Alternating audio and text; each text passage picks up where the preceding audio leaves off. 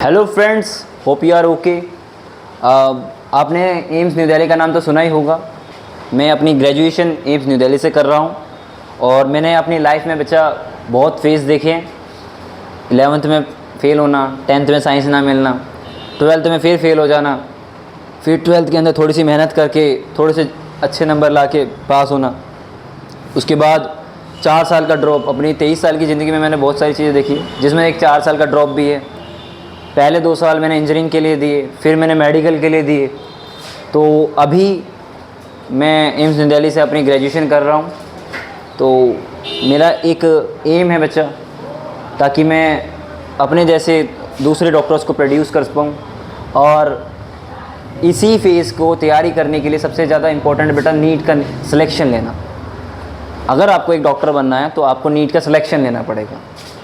तो मेरा एक पैशन भी है टीचिंग, तो इसीलिए मैंने स्टार्ट करा है। तो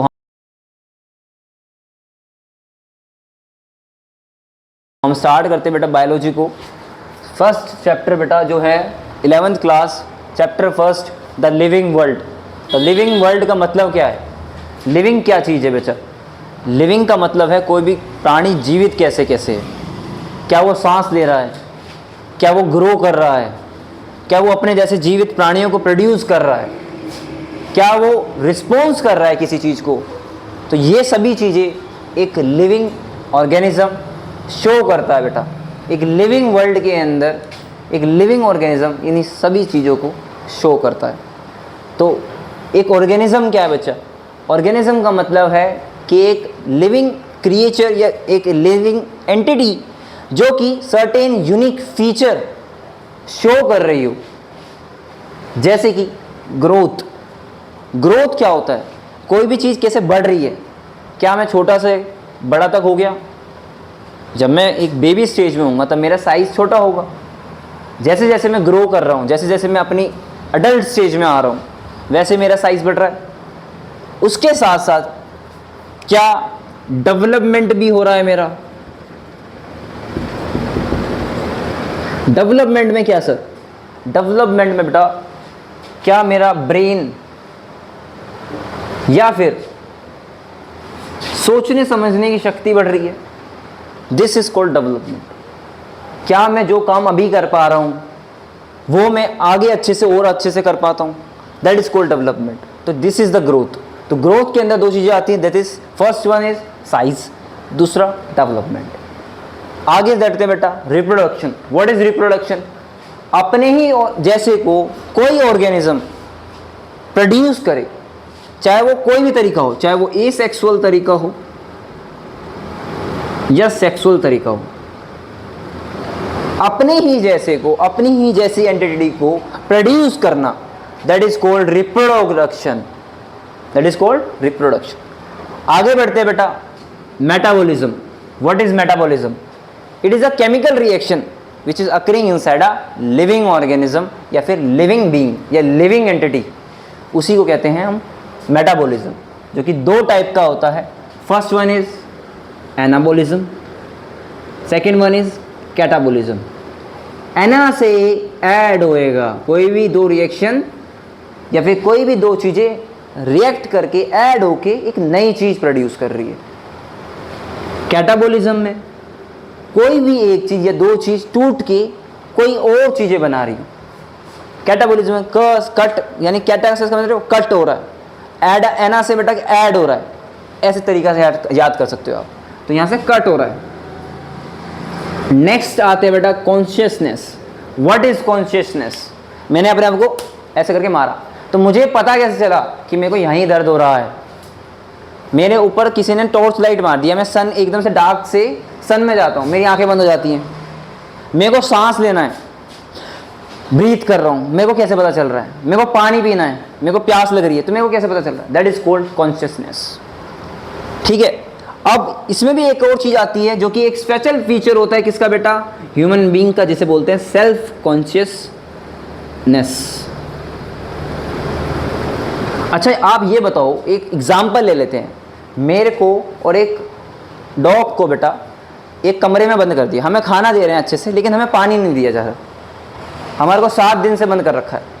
अब 7 दिन से जिंदा कैसे, एग्जाम्पल है मान लो, ठीक है। तो 7 दिन से हमारे को दोनों को अलग अलग कमरे में बिठा रखा है, एक कमरे में डॉग को, एक कमरे में मेरे को। ओपन होने वाला है डोर 7 दिन के बाद, और हमारे सामने 2 मग रखे हुए हैं। एक में बेटा सीवेज वाटर है, ठीक है, गंदा पानी है। एक में बेटा क्लियर वाटर है या फिर मिनरल वाटर है। अगर दोनों डोर का दोनों गेट्स का दरवाज़ा एक साथ खुलता है, तो आप मुझे ये बताओ, डॉग और मैं, हम दोनों में से मिनरल वाटर कौन पिएगा? सर वो तो कोई भी पी सकता है, भागता हुआ जाएगा, कोई भी पी लेगा। तो वही समझाना चाह रहा हूँ बेटा, अगर डॉग को प्यास लग रही है तो वो क्या करेगा, उसको ये फ़र्क समझ नहीं आएगा वो सीवेज वाटर है, वो मिनरल वाटर है। लेकिन मेरे को समझ में आएगा वो सीवेज वाटर है, this is harmful for me, और मेरे को अच्छा पानी पीना चाहिए। तो यही self thinking ability, that is called self consciousness चमक रहा है। आगे बढ़े क्या, नेक्स्ट बढ़ते बेटा, life span. What is life span? Life span का मतलब ही क्या है? जीवन काल, या फिर मैं उसे बोलता हूँ जीवन घंटी। तो कोई भी ऑर्गेनिज्म कितना टाइम पीरियड अपनी लाइफ में जिंदा रहता है, ठीक है, कोई भी ऑर्गेनिज्म, एनी ऑर्गेनिज्म। अच्छा, एनी ऑर्गेनिज्म से क्या सर, हाउस फ्लाई भी आ जाएगी क्या? बिल्कुल आ जाएगी बेटा। क्या ह्यूमन भी आ जाएगी? बिल्कुल आ जाएगा बेटा। कोई भी ऑर्गेनिज्म जो भी जिंदा जीवित है, समझ में आया? This is called life span, कि कोई भी ऑर्गेनिज्म कितना जीवित रहता है। क्या चमक रहा है? क्या हम आगे बढ़े? तो आज हम इतना ही करेंगे।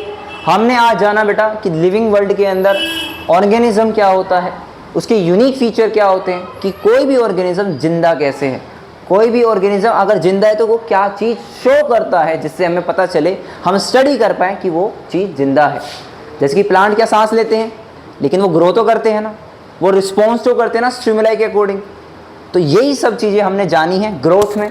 ग्रोथ कैसे जानी बेटा? फर्स्ट साइज से, डेवलपमेंट से। आगे क्या करा हमने रिप्रोडक्शन के अंदर? सबसे पहले एसेक्सुअल रिप्रोडक्शन, सेक्सुअल रिप्रोडक्शन। उसके बाद क्या पढ़ा बेटा? मेटाबॉलिज्म। मेटाबॉलिज्म एक it is a chemical reaction which is occur inside the living entity, जिसका नाम क्या है बेटा? 2 पार्ट्स में, एनाबॉलिज्म, कैटाबॉलिज्म। एना से ऐड होएगी चीज़, कैटा से कट हो जाएगी चीज़। आगे क्या आता है बेटा? कॉन्शियसनेस। कॉन्शियसनेस मतलब क्या है? कोई भी, मैं किसी भी एक्सटर्नल थिंग को कैसे, एक्सटर्नल स्टिमुलाई को मैं रिस्पॉन्स कैसे कर रहा हूँ, दैट इज़ कॉन्शियसनेस। ह्यूमंस के अंदर सबसे ज़्यादा एक अलग थिंग क्या है बेटा?